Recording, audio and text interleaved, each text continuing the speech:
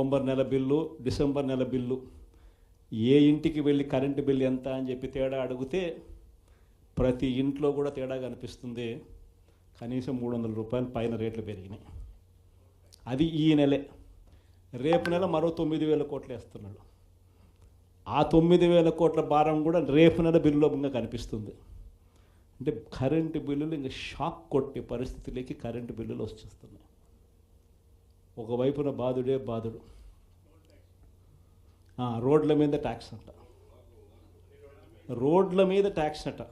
ఆశ్చర్య కలిగించే విషయం ఏంటంటే రోడ్లు బాగు చేయడం కోసం రోడ్ల మీద ట్యాక్సులు వేసే కార్యక్రమం నేషనల్ హైవేస్ మీద మనం అంతో ఇంతో చూసినాం. కానీ గ్రామీణ రోడ్ల మీద కూడా రోడ్లు బాగు చేయడం కోసం రోడ్ల మీద ట్యాక్సులు వేసే బాధుడే బాధుడు కార్యక్రమానికి చంద్రబాబు నాయుడు గారు శ్రీకారం చుడతా ఉన్నారు.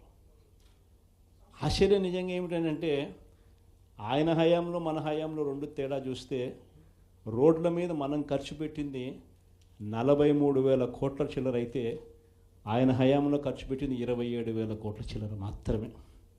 అక్కడ కూడా మనమే ఇన్ని సంక్షేమ పథకాలు చేస్తూ కూడా అక్కడ కూడా మనమే ఎక్కువ ఖర్చు పెట్టాం. ఈరోజు చంద్రబాబు నాయుడు గారి హయాంలో సంపద సృష్టి అని అంటే దాని అర్థం బాధుడే బాధుడు. ఇది చంద్రబాబు నాయుడు హయాంలో డెఫినిషన్ సంపద సృష్టికి సంబంధించి. ఒకవైపునేమో మనం కడతా ఉన్న మెడికల్ కాలేజీలు అమ్ముతానంటాడు, మరోవైపున మనం కడతా ఉన్న పోర్టులు, ఎందుకు మీ రామాయపట్నం పోర్టు దశాబ్దాలుగా చూస్తూ ఉన్నాం. ఎవడన్నా పోర్టు కట్టాడా? ఈరోజు ఆ పోర్టు దాదాపుగా పూర్తిగా వస్తూ ఉంది. పోర్టు పూర్తిగా వస్తూ ఉంది. సముద్రంలో నుంచి షిప్ కూడా తీసుకొని రావచ్చు. అప్పుడే మన ఎన్నికల అయిపోయే టయానికే ఒక బర్త అయిపోయింది. ఇప్పుడు దాదాపుగా రెండో బర్త కూడా పూర్తి అయిపోవస్తూ ఉంది. ఇలాంటి పోర్టులు రాష్ట్రం మొత్తం మీద మనం రాకమునుపు 4 ప్రదేశాలలో 6 పోర్టులు కడతా ఉంటే మన 5 ఏళ్లలోనే మనము మరో 4 పోర్టులు కట్టడానికి శ్రీకారం చుట్టాం. అవన్నీ ఇప్పుడు అమ్ముతాడట చెనిక్కాయలకు బెల్లాలకి. ఈ పోర్టులు కూడా అంతే, ఈ మెడికల్ కాలేజీలు కూడా అంతే. ఇది సంపద సృష్టి అని అంటారు. ఇవన్నీ పోర్టులు ఉంటే ఈ పోర్టుల వల్ల ఉద్యోగాలు వస్తాయి. ఈ పోర్టుల వల్ల రాష్ట్ర ప్రభుత్వానికి అదనపు ఆదాయాలు పెరుగుతాయి. దీన్ని సంపద సృష్టి అంటారు.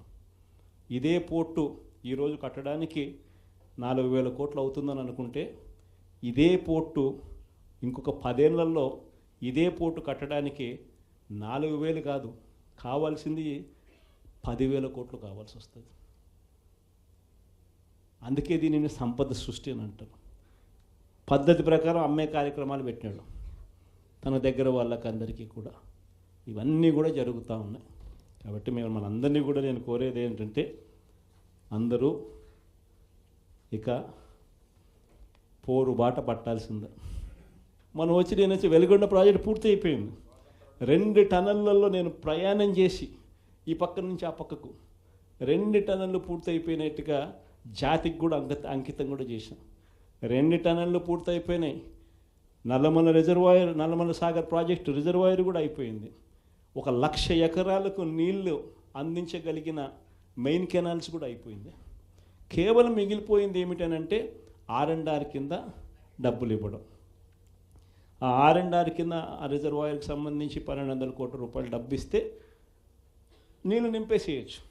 అదొక్కటి మాత్రమే ఇప్పుడు చేయాలి అని చెప్పి, ఈ సంవత్సరం చేయాలి అని చెప్పి పోస్ట్పోన్ చేసినాం. ఈ సంవత్సరం చేయాలని అక్టోబర్ లోపల, అంటే జూన్ నుంచి అక్టోబర్ మధ్యలో చేసేసుకొని అక్టోబర్లో నీళ్లు నింపడానికి మనం పూర్తి చేసిన ప్రాజెక్టును ఈ రోజుకి అంతే 52 టీఎంసీలు నీళ్లు పెట్టగలిగిన పరిస్థితి ఉన్న ప్రాజెక్టును, అయిపోయిన ప్రాజెక్టుకు కూడా R&R డబ్బులు ఇవ్వకుండా అది కూడా రైతులకు నీళ్ళు ఇవ్వాలన్న ధ్యాస కూడా లేకుండా పక్కన పెట్టారు. మార్కాపురం మెడికల్ కాలేజ్ మీ అందరికీ కూడా పక్కనే కనిపిస్తూ ఉంటుంది. ఆల్మోస్ట్ వచ్చింది మార్కాపురం మెడికల్ కాలేజ్. చూస్తే బిల్డింగులు చూస్తే చక్కగా కనిపిస్తాయి. అది ఇప్పుడు అమ్మడానికి సిద్ధమంటాం.